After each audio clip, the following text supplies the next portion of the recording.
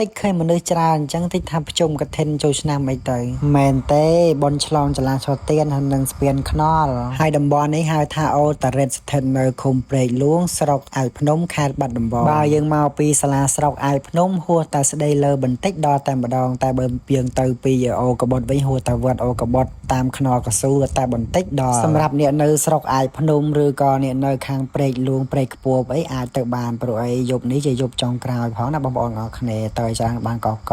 នេះត្រឹមបនឆ្លងចលាឆោទៀនហើយនឹងស្ពាននេះបងប្អូនចុះបនកឋិនចូលឆ្នាំមនុស្សច្រើនកកយ៉ាងណាលក្ខណៈថាខែនេះអស់បនអស់ទៀនដល់ពេលមានបនមានទៀនម្ដងមនុស្សច្រើនកកក្មេងចាស់ប្រុសស្រីមកប្រងព្រាតពេញផ្លូវពេញខ្នល់ចង់ជិះម៉ូតូកាត់អត់មានផ្លូវជិះកាត់ទេបងប្អូនណានក្តល់ចង់កន្លះគីឡូ1គីឡូហើយបើសួរខ្ញុំវិញថាមានអីមើលអត់មានអីទេបងប្អូនមានតែមនុស្សបណ្ដោយមនុស្សច្រើនខ្លាំងមែនទេតែមើលមនុស្សនឹងឯងគ្មានអីលេងទេហើយលឺលហៀងថាយប់នេះជាយប់ចុងក្រោយតែបើសល់ថវិកាអាចលេងតទៀតនិយាយពីមនុស្សវិញមានច្រើនហូរហែដូចទឹកបាក់តនូបមានទាំងក្មេងចាស់ប្រុសស្រីនិយាយទៅខ្ញុំទៅឯភ្នំច្រើនដងតែដែលបានទៅកម្មវិធីបនទៀនចេះទេតែអូទៅម្ដងនេះគឺសប្បាយកប់សេរីតែម្ដងមនុស្សច្រើនខ្លាំងមែនទេបើសិនជាបងប្អូនបានមកមើលផ្ទាល់បានដឹងថាមនុស្សច្រើនខ្លាំងប៉ុណ្ណាលក្ខណៈថាផ្លូវមួយផ្លូវហ្នឹងគឺពេញបដ អត់មានសល់ទុកដើរទុកជិះម៉ូតូទេណានក្តឿនតែមកអ្វីដែលពិសេសជាងនឹងទៀតអូយកមុំកន្លោះស្រុកឯភ្នំហ្នឹងកប់សេរីស្អាតយួរហ្មងអូភ្លេចប្រាប់គេមានដាក់អកកែអកកដោះរំវងស្គរដៃ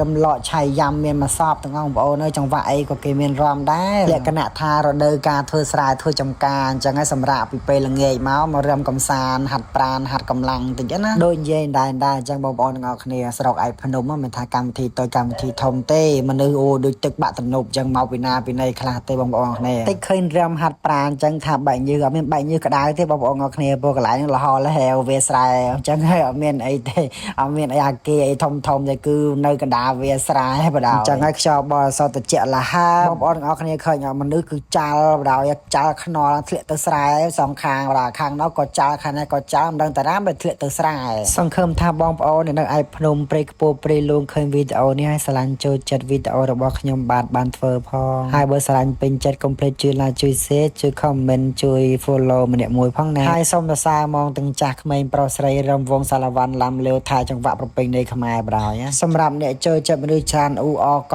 កកុំភ្លេចណាមកយប់នេះយប់ចុងក្រោយមើលអ្នកស្រុកឯភ្នំព្រៃខ្ពស់ព្រៃលួងធ្វើវីដេអូនេះបាន 100k មើលចំពោះម្ហូបអាហារនំចំណីហូបចុកវិញអូយដូចមិនដឹងណែមសង្វាក់នេះឯភ្នំឆ្ងាញ់ក៏ឆ្ងាញ់ឈ្ងុយក៏ឈ្ងុយចំពោះខ្ញុំមួយទៅរៀងឆ្ងាយបន្តិចតែដល់ពេលទៅដល់គឺបាត់នឿយណាយហ្មងបានឃើញអ្នកស្រុកឯភ្នំព្រៃខ្ពស់ព្រែកលួងញញឹមរាក់តាក់ដោយក្តីស្មោះសរពព្រាមពព្រាយនិយាយមែនបងប្អូនទាំងគ្នាពេលខ្ញុំទៅស្រុកឯភ្នំម្ដងមានអារម្មណ៍ថាដិតដាមនុស្សាវរីយ៍ទៅម្ដងណាក៏មិនចង់មកវិញដែរឃើញតែស្នាមញញឹមបងប្អូនទាំងគ្នាគឺមានក្តីសុខឲ្យទៅលើកណាក៏សប្បាយចិត្តដែរហើយវីដេអូក៏មានតែប៉ុណ្ណេះណានស្ទាយសូមអរគុណសូមជម្រាបលា